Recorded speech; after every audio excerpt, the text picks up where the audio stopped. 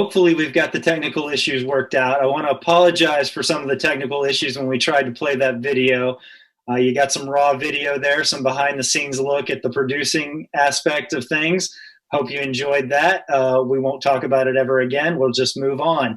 Hopefully you can see me now and everything's kind of fixed and coming out of the video that we played. And I hope you did enjoy the substance. I understand there may have been some audio latency issues with the video, but hopefully you got the substance of Dr. Perryman's report, which we'll be making available later on.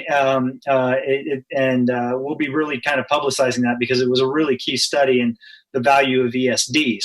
I do want to mention, before we get to Executive Director Chief Mike Wisko, who's joined us, I want to mention that tonight's webcast does give you the ability to answer ask questions. You can call in, text in, or email in your questions at any time during tonight's broadcast. How you do that, you'll call us at the safety number, 512-251-8101. You can fax your questions to 512-251-8152. Email us at the safety email, safed@texas.net. And you can text your questions into 512-567-0857. Normal text messaging rates may apply. Please don't call that number. We've had enough technical issues that it is tonight, and we cannot answer that number online. Okay, so tonight's substance of tonight's program. The Texas Commission on Fire Protection is a state agency that aids in the protection of lives and property through development of standards for individuals and departments in the fire service. Mike Wisko, who's joining me, has been the executive director of the commission since January of this year. Before joining the commission, he served 31 years with the Galveston Fire Department, rising to the rank of chief. In the Galveston Fire Department, he served as engineer, captain, training chief, and assistant chief. He was a third-generation Galveston firefighter, following in the footsteps of his father, retired Chief Willie Wisko, and grandfather, retired Assistant Chief Wallace Graves. Mike's dad, Willie Wisko, served on the board of commissioners of Hays County ESD number 6. So his father was a former ESD commissioner. Mike Wisko holds a Master Firefighter certification, along with several other Texas Commission on Fire Protection certifications, and has been a paramedic since 1989. He's a 2012 graduate of the Texas Fire Chiefs Academy, as well as a 2016 graduate of the Texas A&M University Mays School of Business Fire Service Chief Executive Officer Program. That is a long title for that program. Tonight, Mike's going to talk about his vision for the TCFP as goes through as they're going through the sunset process, which I'm sure he'll talk about at the next legislative session. Mike, thanks for joining us tonight. Thanks for braving my long introduction. I do want to say one minute before I turn it over to Mike to talk about the commission. Lisa, if you're out there, since I can't text you, since this is going to be more of a back and forth, Lisa, send me an email saying that this is going okay, so I at least know somebody out there is receiving this presentation. Not all of you, because then it'll jam everything up, but one person, Lisa, who knows I'm talking to her, send me something saying that this is going out. Mike, welcome. Sorry we had the technical difficulties earlier.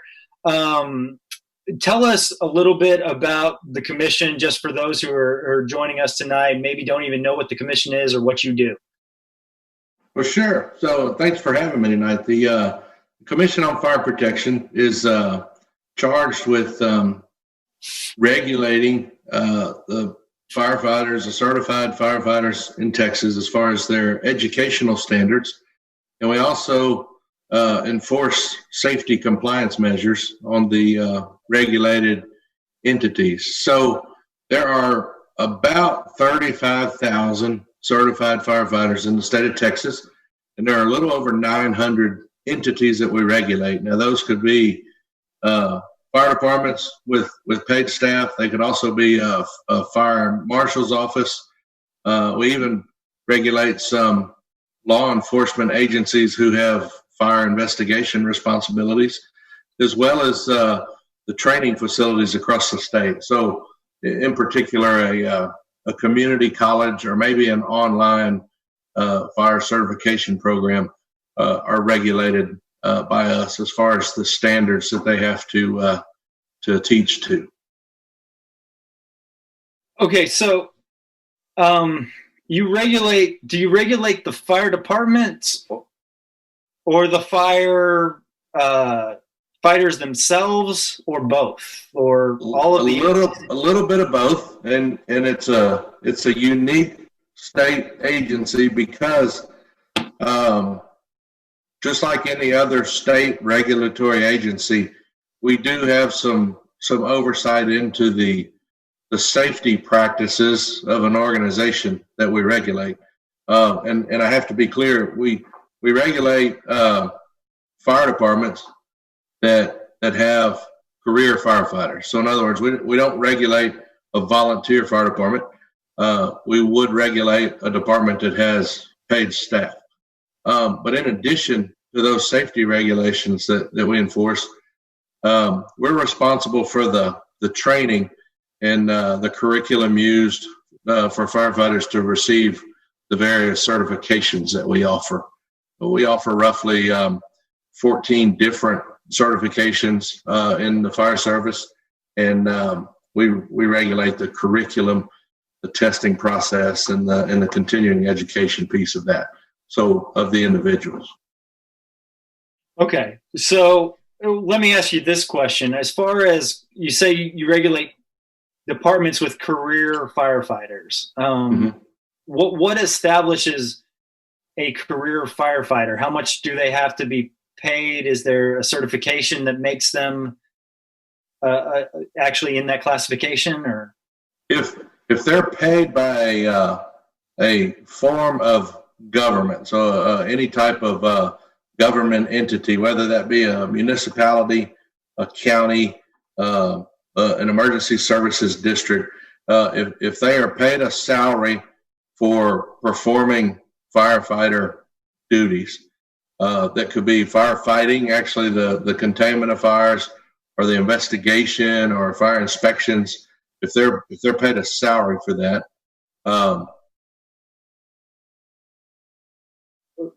turn off mute your audio, Cliff. There you go. I'm hearing a couple of different things here. Yeah, Cliff's audio was still on. We're good. Okay. Continue your thought. Sorry.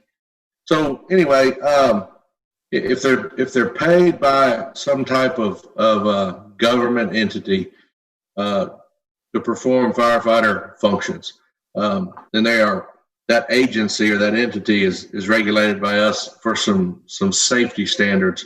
The most common are the protective clothing, the what kind of protective clothing they purchase and issue, and as well as how they maintain that, keep it clean, and also the self-contained breathing apparatus, or the air packs.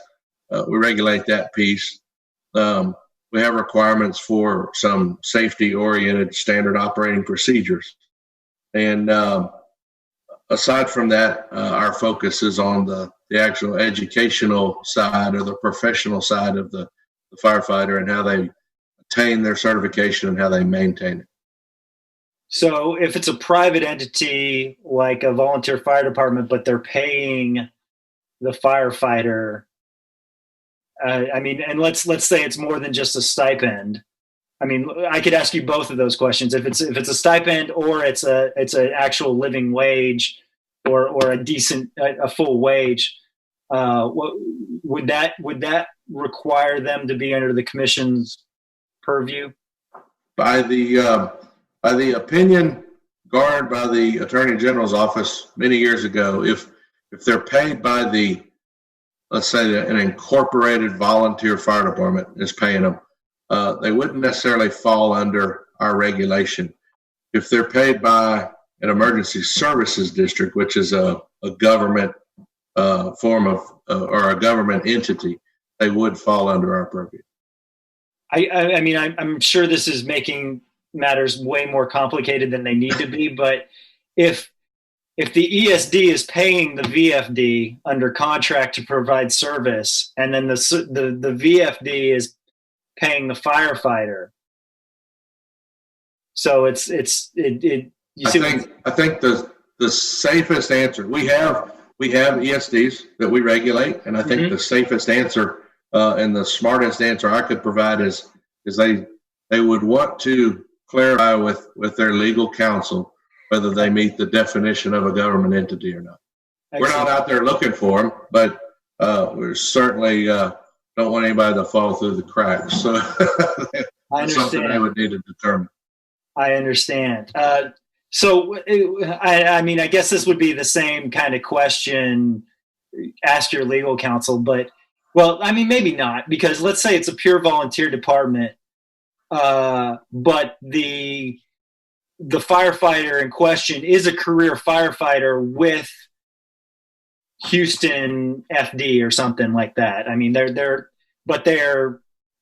also volunteering in their capacity for this ESD, for this volunteer fire department. Maybe they live in this rural community. They volunteer there, but they actually work for a larger department where that's their career. That department probably still wouldn't come. That wouldn't make a difference, would it, or would it? No, they wouldn't. If they're volunteering out there, no, they wouldn't. That organization wouldn't be regulated because of their involvement. Their certification is based upon them working for whatever city or larger department they work for. But what they do on their days off is unregulated by us. And I'm glad you said that, because I know when I talk to little smaller departments who are thinking about creating an ESD, they say, well, we have a guy who, for lack of a better word, moonlights for us, who's a professional firefighter at XYZ department. Are we going to have to say goodbye to him if or are we in trouble if we hire him or whatever? So I've heard that question. Yeah, no, absolutely not. And you know that I'm going to be completely honest with you. The first 20 years of my career, which you made me sound really old when you read all that off. It made me feel old. But for my first 20 years, I moonlighted, if you will, at other at volunteer departments around Galveston and Harris County area, and so that didn't change their standing at all. That was a volunteer organization paying me as what they called there a day crew member, and that was unrelated. So the commission didn't have any jurisdiction there by state statute. So. Okay, well, let's talk about sunset, since that's something that's right on your doorstep. Sure. Explain for the folks, so I don't have to do it, what sunset is, and then explain how you think, what effect you're concerned about, or how you think it's going to go for TCFP. Okay, so sunset is a process that the legislature in 1977 adopted, where they every 12 years they will essentially audit a state agency, and they will determine the effectiveness of that state agency, and they will determine if there is a need for that state agency to continue, or if some of their duties could be absorbed by another state agency, so they're preventing duplication of efforts and ultimately wasting taxpayer dollars. So the Commission on Fire Protection is currently under sunset review. We are there. They tell me we're wrapping up our review part. They're working on our report. Once that report is issued, it goes to the Sunset Commission, which is made up of members of both the House and the Senate, as well as public members. There'll be a period of public comment and debate, if you will, and then the Sunset Commission will vote whether to accept that report in whole or in part, or if they'll make changes or different recommendations. And that'll occur sometime now. Because of COVID, that'll occur sometime during the legislative session. Once that report is accepted by the Sunset Commission, then it goes to the floor of both the House and the Senate. It'll be in the form of a legislative bill where they would have to vote as a body to continue the state agency. Okay, so so I think the second part of your question is what I guess the concerns or what that's going to look like.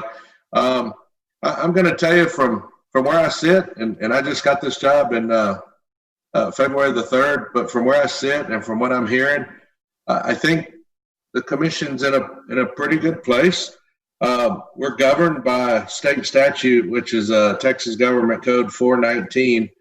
There are some areas of 419 that in the last 30 years have become maybe obsolete's not a good word, maybe not practical anymore. The fire service has evolved a lot in 30 years. And so some of what the statute references or requires is not necessarily relevant any longer. So I anticipate some minor clerical changes there. There are some stakeholder groups, fire service stakeholder groups that don't necessarily agree with the makeup of the commission. And so what that means is we have 13 commissioners who are appointed by the governor.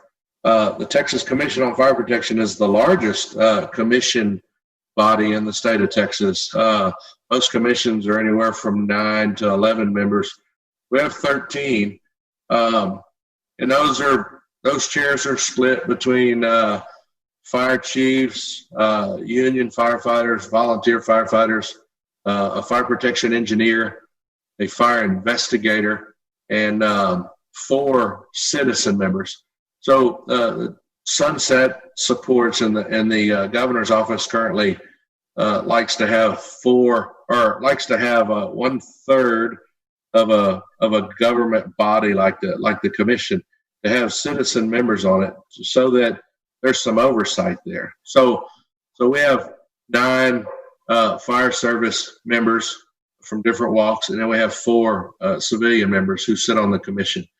So back to the point, there are some stakeholder groups that feel the makeup of the commission is not balanced for the people that we regulate or serve today. So there's been discussion about that. I'm sure once the report comes out, we'll see what their recommendation is, and we'll see how that plays out. It's been interesting that a lot of people have trepidation over the sunset review process, and I have to be honest that I welcomed it. Being a new executive director and trying to learn everything about the agency, what better opportunity than to have the Sunset Commission come in and do a complete audit or examination of who we are, what we do, a crash course in how we operate. So that's been beneficial for me. And I think there are some things that we could do better at. I do think the commission brings value to the Texas Fire Service and to the citizens of Texas, but I believe the Sunset Report and hopefully the discussion and debate that follows will allow us to improve some of that and become a more productive state agency. The other major concern that I'm aware of is the need for the Firefighter Advisory Committee. So the commission has an advisory committee that's composed of 9 fire service personnel. And so it's been brought into question at a couple of levels. One, is it needed? Why can't the commissioners just evaluate something to make a determination? 2, should those advisory committee members have term limits? Right now, they do not. Those are all questions that are certain to be asked and answered during the process. So I think at the end of the day, if I had to make a guess here, I think the Commission on Fire Protection will continue. I think we could see some changes, and I'm not sure that all of that will be bad. I think it'll be good. It'll be positive progress. We'll be able to move forward and continue to contribute even more so in the area of keeping the firefighters safe and keeping the citizens of Texas safe. So Sunset could actually alter, it'll produce a bill that will actually alter, potentially, theoretically, Sure. Chapter 419 of the Government Code, which is the chapter that it's for those of you in ESD world, it's their version of 775 for ESDs of the health and safety care. theoretically, which is not going to happen, I don't think they're going to make you go away. Because I agree with you as well. I think the commission provides value to the fire service. But there could be changes. There could theoretically be an expansion of your authority. That's one question we got in. Do you see your responsibilities or slash authority possibly expanding through the sunset process? That's always a possibility. And I'll tell you that while there hasn't been any discussion or any question presented to me by the Sunset staff along those lines. Look, the reality is during the session, anything's on the table. So there's no limit to what the legislators could decide. Hey, we're going to continue this agency, but something else could fit in there, and we're going to put that responsibility on them. So that remains to be seen. But sitting here right now, nothing's been presented, at least to me as the executive director, like that. We did get a question from the crowd asking, are wildland fire certifications changing as wildfires grow in intensity? Well, so that's a great question. The simple answer is no. The Commission on Fire Protection has what we call a voluntary certification for a wildland firefighter. What that means is that no one is required to hold that certification. However, it is available. The Texas Forest Service somewhat oversees the TIFMAS program, which is the Texas Interstate Fire Mutual Aid System. And the Forest Service came to the commission about 8 years ago and asked for this wildland firefighter certification. So that certification is out there now, but there's no requirement. There's no rule that you have to have that. And that's that's a pretty broad ask. I mean, because there's some organizations that we don't have any authority to regulate. So it would be tough to make a rule saying everybody had to hold that to do that. Okay, good. Sort of the same question in terms of, we have a lot of ESDs that are actually providing EMS. And it's actually a trend we're seeing more and more. So I think that's what this question is going to. Whether it's a department that provides EMS or a fire department that's also getting into like ambulance transport, or which we're seeing more of, or just a regular EMS ESD. Do you have authority in the area of emergency medical service? And do you see that becoming something that the commission would take on? We don't currently have any authority there. And I'm not going to sit here and pontificate or anything else, but so many of the EMS systems in Texas are provided by fire departments. I don't think it's out of the question that somewhere somebody hasn't had that thought.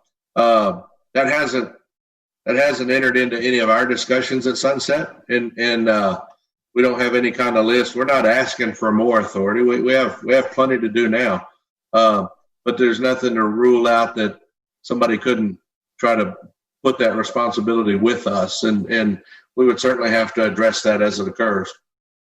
And for the person who asked that question, EMS ESDs, as they know, they probably know, are the regulatory agency is primarily the State Health Services, Department of State Health Services right now. Let's see, what other questions do we have here? Have there been any COVID reduction of fees or training requirements? So, no, you know what we did in response to COVID? We asked the governor's office early on, the last week of March, to relieve the requirement or the rule that somebody had to be certified as a firefighter to start working. And the basis for that, a lot of fire departments across Texas will send their personnel, they'll hire them and then send them to fire school to get certified. And what we were seeing at the end of March and early April, a lot of departments, their personnel were finishing up their training, but because of all the restrictions, there was no way for us to administer the exam. For 8 weeks, we were basically completely shut down from any field operations. Most of your community colleges had shut down. So it was very, very difficult for somebody who had just finished the fire academy or who was finishing it to be able to take their state certification exam. So we asked the governor to waive that requirement. And so what it currently says is that until the emergency declaration ends or the governor puts the rule back in effect, as long as the fire chief signs off that an individual has been trained to a level that's acceptable, they could put them to work. That was an effort to bring some relief to those departments. And I'll tell you, it was the major metropolitan departments who run their own training academies and might have had 20 or 30 or 40 personnel sitting there waiting to get certified. Well, they're having to pay them just to sit there, and they had people being quarantined or people who had become ill that they needed to cover, because they were having personnel shortages. So we put that in place. It's still in place today. I do anticipate a change here in the next few weeks. And so what would happen is everybody would have 60 days after that rule basically is reinstated to take that certification exam based on whatever the training they had prior to March 28th, I believe it was. And is that waiver still in effect? I'm sorry if I missed that. The waiver's still in effect right now. There has been some discussion in the last couple of weeks if we feel that now's a good time to lift the waiver. We feel that it is, but to my knowledge, that waiver has not been lifted yet. But I do believe it's probably imminent. Okay. Okay, well, this is kind of about the training academies. Do you all certify fire academies? Does a fire academy have to be certified? Do you do I guess this is meaning TCFP. Do you do your own training of fire? So we regulate training academies who are going to teach certification classes. So if they're teaching a class to allow somebody to be able to take our state certification exam, yes, they have to be a regulated training facility. We certify them, and then we will audit their training throughout each year that they are providing. Okay. So I know that's something that a lot of ESDs now, especially as their volunteer pool is draining and they're looking to try to get more firefighters in. A lot of them have turned to thinking about starting their own academies. Does the commission do its own training? The commission doesn't provide any training. We simply provide the curriculum and the educational standards that training needs to be based upon. Perfect. Injury reporting. Who is covered? So who is there an injury reporting? So there's an injury reporting responsibility for the commission. Yeah. So every one of our regulated departments or entities is required to report on the job injuries. So again, if you're back to the definition of a paid firefighter, if they're injured on duty and we regulate that department or that organization, they have an obligation to report that injury to us. They're a volunteer organization. They don't have to report it. Okay. This was a subsection of that question. Can a VFD opt in to the injury reporting? I guess to the injury reporting is what they're talking Absolutely. The law 419 allows a volunteer department to become voluntarily regulated, is the wording.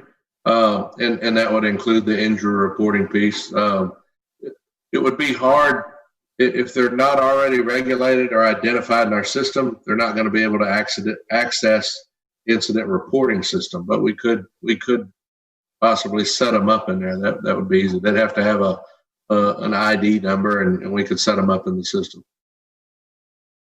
Are there any initiatives on cancer in the firefighting service? Wow, that's a great question, and we could probably be here a long time to Right, talk that's a about that. whole session. So, you know, there's a lot going on in the way of cancer. There's so many presumptive laws in the state of Texas now related to cancer and to respiratory diseases. Excuse me. And the NFPA has really enhanced one of their standards. It's 1851, and it deals specifically with the protective clothing and how you're supposed to maintain that and care for it. What drives that is the desire to prevent cancer in firefighters. And what 1851 requires, and we mandate it, is that the gear has to be kept clean. If it's contaminated with particles of combustion or things of that nature, it needs to be cleaned in a appropriate machine and dried. And then it has to be inspected annually to make sure that it's in good condition. There's plenty of studies out there, and I don't want to get into the debate of the studies, but what I can tell you is that a guy like me, 31 years as a firefighter, there's probably no way to stop anything that I may have been exposed to in that 30 years that could cause me cancer. So a firefighter, 10, 15 year, or even 30, 40 year firefighter today is probably not going to stand to gain a lot of protection from the new standards. But a young individual just starting out in the fire service today or within the last 2 years is probably going to fare a lot better 30 years from now as far as their health goes because of some of these standards. The standards were not designed to make overnight changes and solve everybody's potential for being exposed to something, but they are designed for over time to make it better and make it safer. So I do believe we're making a huge difference in generations to come. But for an old guy like me, I'm stuck with whatever I've got. So we're just going to have to deal with it. Yeah. And the potential for somebody to get diagnosed with cancer and even to succumb to it is pretty high in the fire service. And there's particular types, and we see quite a bit of it.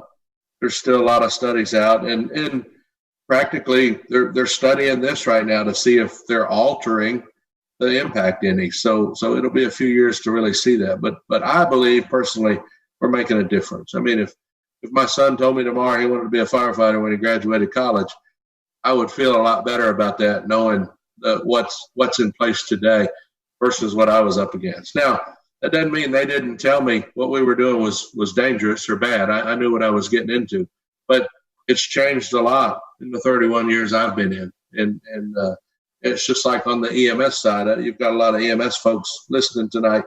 In the 80s, we didn't wear gloves and goggles, and it was a badge of honor to have blood on your shirt before you ate lunch every day. And not that it was right or wrong, that's the way it was then. So we got better at that over time, and we're seeing that in the fire service today. We're getting better at this. So I think there's a lot still to come. But there's a lot in place already trying to make it better. Along those same lines, do you know of any sort of SOPs that have been put out, similar standards to that, maybe NFPA, that have gone out for COVID-19, how to respond to flu-like illness calls or anything like that? You know, I haven't seen or read about a lot of SOPs. I am starting to see a lot of information being pushed out, whether it be by the International Association of Fire Chiefs, the International Association of Firefighters, and even the National Volunteer Fire Council. I'm starting to see some information come out. You know, the deal with COVID, it's not a political disease. It's something that's fallen upon us this year, and it just happens to be in conjunction with an election. So that in itself has made it huge. But we're having to learn something about COVID every single day. And I think, unfortunately, the longer it's here, the more we're going to learn about it. There's no doubt it's a very serious disease, especially if you have pre-existing health conditions. But there's no excuse whatsoever not to protect yourself. And I think point in case to that, a lot of the firefighters were asked early on to be the ones to go into the licensed nursing facilities and do testing. And so they did that, but they were provided the PPE. They were given the procedures or the recommended procedures to protect themselves. And of all the firefighters who went in and conducted that testing, not one got infected with the COVID while they were doing the testing. So that in itself speaks volumes, at least in my eyes, to the level of protection that's out there. We just have to use it. And again, it's not a political statement of any type. We're seeing that this is a bad disease. There's a lot of them out there. This is the most prevalent right now, and we need to be smart about it. But I'm not seeing any SOPs yet. There are a lot of departments that have mirrored their practices after what other departments are doing, but I don't think there's really any factual information yet. It's too new. I understand. This question, I think, may be from the same questioner about the injury reporting and the volunteer opt-in. Basically, the question boils down to do the injury reporting. Does the VFD have to opt in to complete regulation by the commission, the whole department, or can they just do the injury reporting? To my knowledge, only being here 10 months, that question's never come up. Sure. I would think that if somebody wanted to report the injuries, we could probably make that work if they just wanted to participate in that. And the benefit of that is you're helping the fire service as a whole. I mean, we're really getting a better statistical count every year of what our injuries are. I mean, we do see trends. We do see a couple of things that our injuries, based on the fact that we have 35,000 certified firefighters out there that we regulate, and that's who is required to report injuries. We're only seeing about 33 or 3,400. That's pretty good in the grand scheme of things when you consider how much every fire department across Texas does every day. So if somebody wanted to report that to help us with those numbers, while we haven't done that yet, I don't know why we couldn't. I mean, that would certainly be fun to investigate that and look into it. So ask them to reach out to me, and I'll give you my email address when we're done here, but we can look into that. Okay. I think, we're getting towards 7:30, and, you don't know this, but before you joined us, we tortured them with a lot of technical difficulties and backstage they got the view behind the curtain. So they're probably anxious to go home. I want to let you go out on this one. What is your biggest immediate goal for TCFP and your biggest goal for the next 5 years? You've already got the job. I don't know why I'm asking you a job interview question, but no, I appreciate that. For years, and I've been involved with the Fire Commission for 25 years. I was on the advisory committee and involved a lot in 25 years. And the one thing that I've always wished could be different was that the Fire Commission has been viewed as a threat or the enemy. And I get that we're with the government, so the whole we're with the government, we're here to help doesn't sit well with people. But if we can change one thing in the next 5 years, I want the Fire Commission to become a resource for everybody. We're not looking for more people to regulate. We're not looking for more people to catch doing something wrong. That's not what the Fire Commission's here for. Our goal is to keep everybody safe. And if we can be a resource, and if somebody has a concern or a question, or they would like some guidance in how to get better at what they're doing, I would like for them to be comfortable reaching out to the Fire Commission and asking for that help. Because we really are here, one, to keep the citizens of Texas safe and to have a standard of care, if you will, for the fire service in Texas, but two, to keep all the firefighters safe. And I think we've done a great job with that. I know we could do better. And so I don't want the commission to be a threat. I want us to be an asset to everybody. So before I let you go along those lines, are you willing to share your email address, or can we get Absolutely. that to folks? It's Mike dot Wisko, and I'll spell that. It's Wisko at TCFP Texas spelled out .gov. So Mike.Wisko at TCFP.Texas.gov.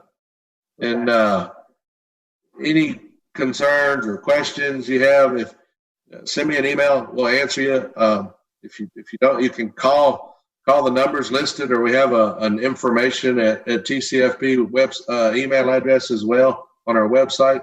We're all working from home right now, so just like everybody else, we're dealing with that, getting pretty good at it. I'm starting to dread the day we have to go back to the office every day, but we'll do whatever we have to do. But in the meantime, reach out and I will either call you or get you an answer as soon as I can.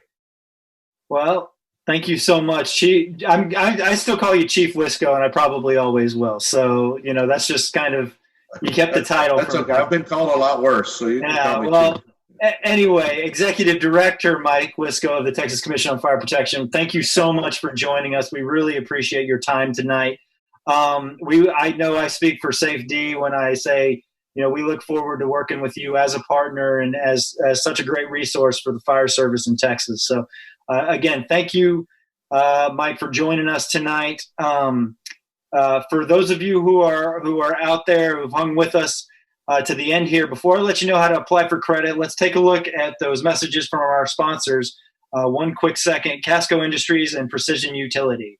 Precision Utility is a second-generation family business with conservative values and financial stewardship as a cornerstone principle. Our core competencies are utility operations and bookkeeping services with over 325 years of collective experience, providing services throughout Texas.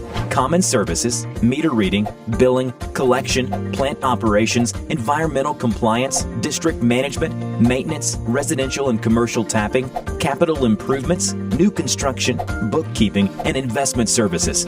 We understand land development are privately held and can tailor to your specific needs.